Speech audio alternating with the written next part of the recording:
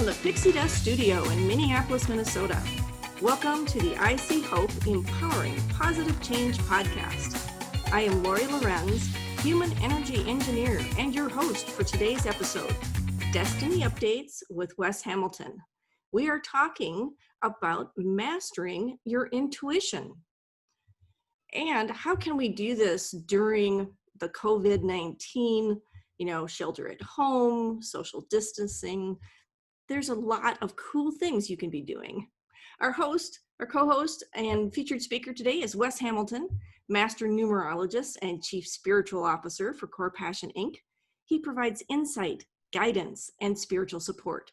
He reveals how ancient mathematics connects to timelines, showing us where and when to focus our time and energy. Hey, Wes. Hey, good morning. Good to be back again. Haven't seen you for a couple of weeks. That's right. It gets busy in June. Yes. It's been a hectic month, trying to find some balance and set healthy boundaries. So Right. Every time I watch the news, I see where people were stepping outside of their boundaries. So. Well, there are new boundaries being made too, and adjustments. There are, yeah. And this month, it's really going to be important to follow your intuition, because there's a whole bunch of different news articles that says no problem at all. And other articles say, well. Right. And this kind of comes back to what you have in your July 2020 forecast, which is a freebie. It talks all about the intuition, and intuition is more about truth. It is. And finding your truth. Yeah, it's coming directly from the higher purpose of who we are. Mm-hmm. It doesn't seem to have an agenda. It gives you the core of the truth. Now, interpretation can be a little tricky sometimes, because you have the other part of your brain that says, well, we got to be careful here. I'm the critic, so don't be trusting everything. So yeah, it's going to be important to pay attention to the critic, because the critic has a whole different voice. And once you start understanding that the intuitive voice is much softer, comes from a different place. Oftentimes people will say, my intuition comes through my right ear and my critic comes through my left ear. It's like, wow, that's interesting. So yeah, intuition is the only thing we really have that gets right to the truth. Wow. And intuition doesn't just have words, right? It can be goosebumps. It can be, oh, I've got a bad feeling, or wow, this is amazing, or you better get the cookies out of the oven because the bell's about to ring. Yes, we have that every night when the muse and I are sitting on the deck grilling, and we're sitting there chatting away and sipping on a little wine, and then pretty soon the muse will say, have you checked on the chicken yet? Like, yeah, I've got my timer set. Bing, bing, bing, bing. It's like, okay. She could feel the timer getting ready to bing. And she's very intuitive. She's a muse, of course. Yeah, too much intuitive sometimes. Well, that's the other part of it, is once you can start noticing your intuition, what do you do with all that information that's coming in? Yeah, the delivery gets a little challenging because you don't have a lot of evidence other than the voice. And the other things you have in your forecast say it's not just a voice. Well, yeah, there's a bunch of different ways you pick that up. And as we talked earlier before we got on the air, is our good friend and cohort, who's now in heaven watching and listening to these from a different podcast viewing point, Gary Beckman, he could smell things. So I can smell a deal, I can smell fear, I can smell love. I said, really? He says, can't you smell it? I'm like, no. So I've only met a couple people that use their nose, but it's very accurate. Yes, intuition is surprisingly accurate because it's giving you information you just haven't noticed. It's unseen. So to bring it into your awareness, or being seen or heard or smelled, right, is the piece that's the action part. It's like listening, being a really good listener. Yeah. Um, Yeah. And listening different ways, and one of the ways that intuition kicks in is if you're moving. You got to be moving. And, our schools don't like kids to be moving around when they're supposed to be paying attention to the lesson. But the people that have the intuition that comes through the leg muscles and the arm muscles, they need to be moving or doing something in order to pay attention. It's like, huh. well, Okay. look at artists, the things they make. Wow. And that is a moving execution. Yeah. Musicians, sculptors, painters, Yes. you can see the spirit that moves them. Yep. And the tactical people, when they say, let me see that, they have to pick it up and touch it because their intuition comes through the sensing, the touching part. And you get a whole different message sometimes when you touch something. So learning these, and in our forecast, we talk about the different types, and it's important to identify. We have all the types within us, we aren't missing any, but we do have priorities that we count on. Mm-hmm. So usually there's a first, second, and third. And Mm-hmm. if we get all three, then you'd better pay attention. Well, that's also true of learning styles too. Some people learn by reading, some people learn by listening, some people learn by doing, right? So why would intuition be different?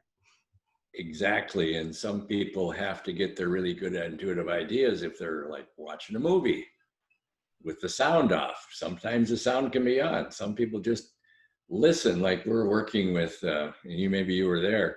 Lori was working with Lucy the other day. Mm-hmm. And said, well, now you got to read this about your report. And she said, can I listen to it? Right. So apparently, we know one of her intuitive skills is auditory. Yes. Yes. And I run into that a lot doing technical support for people, and how I get the vibe, because normally I'm like on the phone with someone, but they're doing stuff when I told, okay, take your hands off the keyboard and stop for a minute, because they're going off and doing stuff before I've told them what the next step is. Yeah. Right? Because that's their intuition. They want to touch it, feel it, and see what happens. However, they get themselves kind of in a place they never thought they would be. Yeah. So that's part of, intuition, is to know, have that knowingness of, oh, this is right, or, oh, I'm not in a good place, I need to call Lori. Yeah. So here, in the steps of using intuition, I kind of summarized it from the forecast. Yeah. Being aware, right? Read the forecast. Be aware of what you have in your toolbox you may not know you had. And then start actively noticing. Yeah. And I look think the for it. piece that's in between the noticing is the acceptance that it's real. Yes. So the awareness, kind of like our discover, believe, create, and live in the core passion work, other words we have is awareness and then acceptance. Yes. And I think the acceptance piece is the biggest challenge. Yes. And once you accept it, now you can inspire yourself and inspire others. Yeah, I was rereading my Alchemist book by Claire Prophet that was written years ago. And in there, it talks about the biggest challenge for people to accept their intuition is if they can't see it, they can't touch it, if it doesn't have data, they don't want to deal with it. So, yes, that trust, once they start realizing intuition is information. it's a steady stream, and it does have data if you keep track. Right. Definitely. That's what journaling is for. Yes. Another way to process all of that and get a better handle on it is meditation. Meditation is one of the fastest paths. It's certainly amped up my intuition. I mean, I've been intuitive all my life, but I started meditating a little over 30 years ago. Oh my gosh. It was like the Velveteen Rabbit. It became real. Right. And meditation helped me with my insomnia. I could finally relax because it all fell into place. Oh, okay. And for me, meditation is one of those and situations where you do meditation. I was talking with something else. I was talking to a good friend of mine, Sherry Ross, who's one of the leaders in the Young Living Oils. And she said, oh my gosh, oils really activates your intuition. She said, between meditation, which she does every day, and her oils, she said, it's just amazing. I said, oils activate your intuition? She said, yeah, if you want me to come and do a podcast with you and Lori, I'd love to do that to help people understand their intuition. Like, okay, so that might be a bonus coming. We don't know yet. Yes, we will actively pursue that, because meditation combined with another, what I would call modality, take your pick from all the different ways you can do things, helps you focus, helps you zoom in on something. And one of the things that I was aware of that I have in my house everywhere are crystals. And oftentimes for different meditations, I'll hold a different crystal.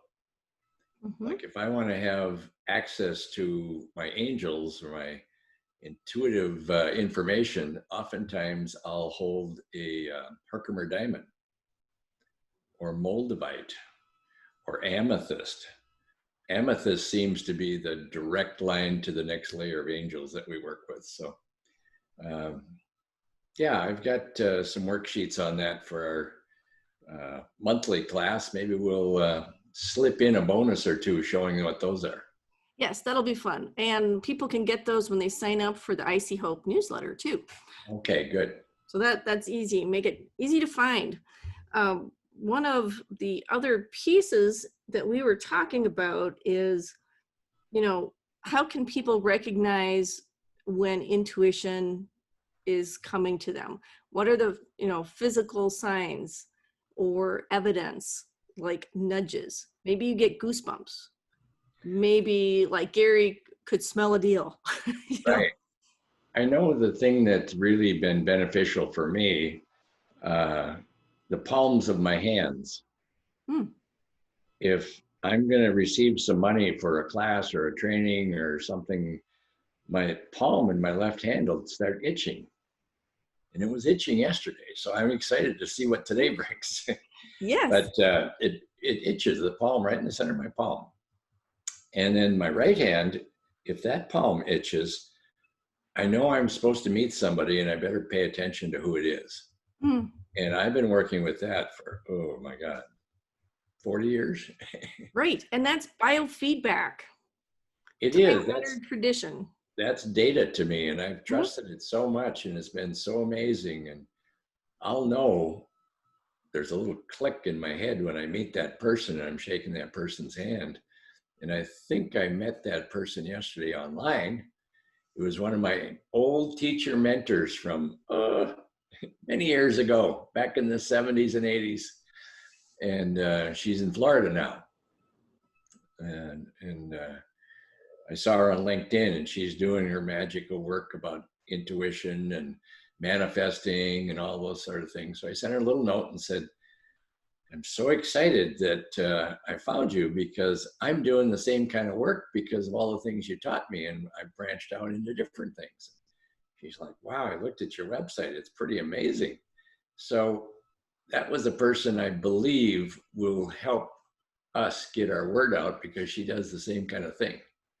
Nice. And on her intake to sign up for her newsletter, she has the neatest little thing: your name, your email, and I want to create, and then there's a big blank there. Like, what a great idea. So I wrote in there, I want to expand my reach so I can connect with influencers and leaders to help them understand who they are as they do what they do. Right. And intuition is a tool, right? It's biofeedback. It's a tool, and it's information. And what you do with it is up to you. It is. And typically I'm not on LinkedIn looking for people, but she popped up and like, wow, look at that. There are no accidents. No accident, no. And that might have been the palm itching on the right hand a couple of days ago.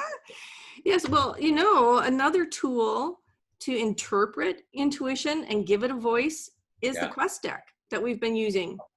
That is one of the more amazing tools that we intuitively were given. Yes, that came out of developing the core passion assessment. We said, well, we need another way to help people find their codes. So we Yeah, took all the positive statements out of the assessment and put those words on top of the picture that represents a code. And then added the ordinal directions to take another layer deeper. yeah. And when you use those, the way you pull the cards is kinesthetic. You're pulling a card. And that's how you tap into your intuition. Yeah, those core passion codes just continually amaze me. I've been working with a client for, oh my gosh, I think I started in 2011 and on and off over the years. And she had very low self-confidence, low self-esteem, brilliant person, absolutely brilliant, but just didn't think she was good enough. And on and off over the years, I've been working with her with the meditation and a lot of other things. She brought, and I just had her take the assessment again. And she brought all 3 assessment results in, one from 2011, one from 2016, and then last week. And oh my God, it showed the codes moving around. Now she's up into a leadership role with recognition and power. It's like, oh my gosh, look at these. They came from the bottom to the top. It took about 5 years, but we're there. That's right. It's like, what is your focus? Yeah. And what tools are you using? Yeah. And part of, the quest deck too, is to ask the question. And that's asking your intuition to pass along some information. Yeah, So, you're giving your intuition permission to talk directly to you. right. And when we put the cards down, we're asking kind of a second question. Like the first card is, what's the situation? What's going on here? Yes, our famous 3-card draw. Yes. And then the second spot is action. What am I doing to do this? Right. First one was what am I being? What am I doing? Yep. Right. And then the last one is, if I do all of that, what happens? What's the result? Yeah. What's a potential result? So, Well, are you in the mood to draw some today? yes, I am. Oh, good. I've got a really good question. All right, let's hear it. What do I need to know today to trust my intuition? Excellent. And for everybody, this is what the quest deck back looks like. And then I shuffle those. And I use my left hand to pull stuff because I consider that the one closest to my heart and my intuition. Oh, okay. So I pull the cards that way. And I pull it for everybody. It's not just me, it's for everybody. Okay. So the first card. Your non-dominant hand. Non-dominant hand. All right. I'm right-handed. The situation is being seen as a leader. That's recognition. Card. Okay. So that's all about having faith that you have a direct hotline to your intuition, and be willing to step out and say, I am intuitive.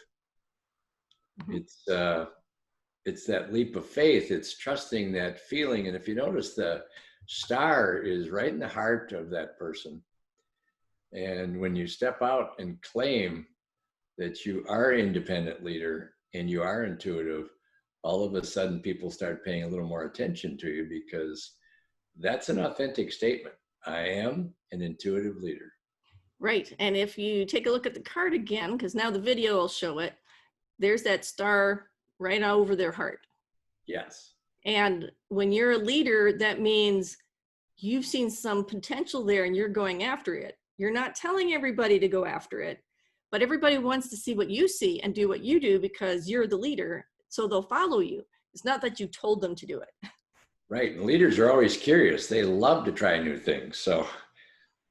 Yes. And in fact, what kind of new thing? Let's see. The action. Now this is fun because anybody who's ever worked with cards or other, physical things, every once in a while, a card will just pop out of the deck. Yeah. Doesn't want to stay in there. Wants to be part of the reading. I know. I'm pulling one card carefully and all of a sudden, pop, there goes another card. So the first card, I got 2 for this. So this is a double dip action. The first one is nurturing the spirit, which is compassion. trusting that intuitive, heartfelt feeling that comes through. That feeling word is, I believe, one of the keys of acceptance. If you can't feel it's real, then you're never going to make it to the next step. And nurturing the spirit is all about, taking care of ourselves, which is the meditation, the journaling, the self-care, the quiet time.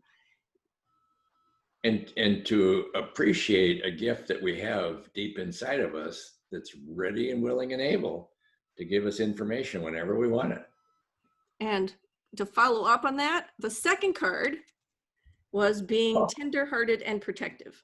Oh my gosh. And it's like, okay, double dip on compassion, and being tender-hearted and protective is all about feelings. Yeah. Wow. And taking care of the ones you love and having that really strong heart connection. So far we've got take a risk and trust your feelings. Yes. And what happens when you do that? Let's find out. So the outcome, making the ideal practical. Wow, the master card, the mastership. Whoa, that's listening to your intuition and your logic at the same time. Yes. Your intuition comes in very, very subtle. And with that, you have to be able to apply your intuition. Otherwise, there's no way to develop the data and the trust in it. So, yeah, is your intuition sending you a dream or a plan? Right. And the fun part is the ideal, right? The pie in the sky part, and how you manifest it, how you create it. Is it a song that inspires people? Right. Is it a mural on the wall of people walking by and that lifts their spirits?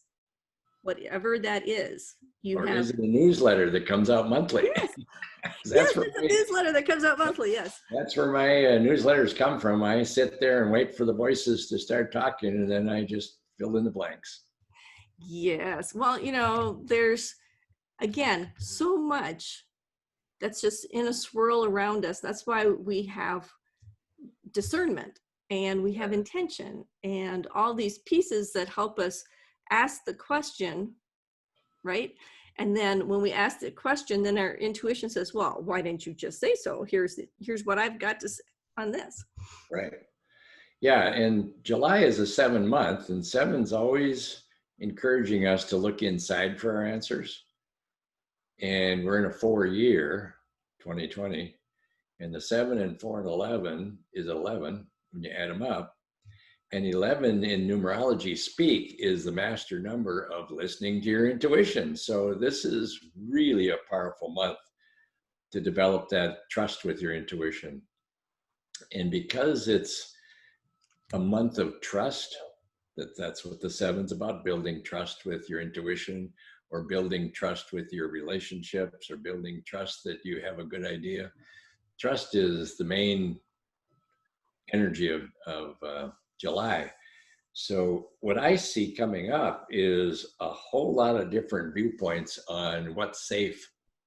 Last month in June, we've got the boundaries. How do you find your healthy boundaries? How do you master those? Boundaries, I think, in July are going to be a little tricky, because you're going to have the naysayers like, we're good. And then you're having the people that are realizing, oops, I stepped in something and I better get out of it again. Like Florida and Wuhan, I guess, in China, where it originally started. That's starting to get, it's, the bug's not gone. Yeah. So learning about who can you trust, and there are certain people that I trust that are coming here to work with me one-on-one. And others who I have not met, we're doing Skype or Zoom or phones, or we're doing something that keeps us safe. So, right. And for me, this whole trust issue is perfect for July too, because it is when it was the United States independence, right? It's Canada's Independence Day, July 1st. And if you add up July 4, 1776, it adds up to a 5, all about freedom. And that's exactly why this particular country is so excited about freedom. Yes. And we are working through issues right now. And I think by people asking really important, big questions, it's triggering a lot of intuition saying it's time for a change. It is. And right now we're challenged between freedom and responsibility. Mm-hmm. And it's interesting. If you really study the energy of freedom, it's about how can you be responsible and be free, not either or. Right. Right. And that's the best kind, right? Yes. That is the best kind. And it's much more practical. Remember the card was making the ideal practical. Yes. Well, now we have an ideal of what is justice, what is truth, what is peace. Yep. Now, how do we translate that into new forms? Because the old ones aren't working, so we need new ones. So how do we make that practical while honoring everyone's, identity and basic, human, civil rights? How do we get that in place? Right. And the work that we're doing now with Pivot Your Destiny, this is going to be a good month to step inside and be honest with yourself. What has been working, is it still going to work? Or do you need to pivot a little bit in order to see things from a different viewpoint or create with some new tools? And the work that we've been doing, just getting ready for this pivot program we're putting together, it's been so rewarding to me to see people are so ready to pivot. They just don't have a good feeling about how to pivot. And that's what we're taking them through. And we're almost ready. As soon as you get the page up so they know what it is, we're going to start letting people know that this is on its way. The cavalry is on its way with pivoting tools. So yes, and it all begins with mastering your intuition. And if you have one little piece that helps you listen, that is a huge win. That is positive change, and that really gives me hope where people start listening to their hearts. It's right, because when you start trusting your intuition and it gives you several signs, oftentimes we need 2 or 3, I guess, validation points. Mm-hmm. If you get 3, you know that your intuition's shouting at you. If you get 1, pay attention. If you get 2, it's important. Number 3, it's shouting at you. So yes. Pay attention to your intuition in July, because it's trying to get you reset so you can move forward. Yes. And we'll have a freebie with the card draw as well as the forecast in the newsletter. Yeah. And then if we can get Sherry Ross to come and do a little explanation about the oils, that's going to be a huge bonus. Yeah.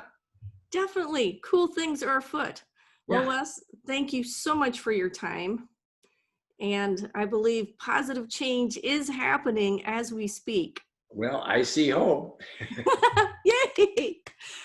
Have a great week. Okay, take care. Bye. Yep. Bye. You have been listening to the I See Hope podcast. You can find us on Apple Podcasts, Google Podcasts, Stitcher, and iHeartRadio. Visit us online at iseehope.world, where you can subscribe to our podcast, our newsletter, read blog articles, and so much more.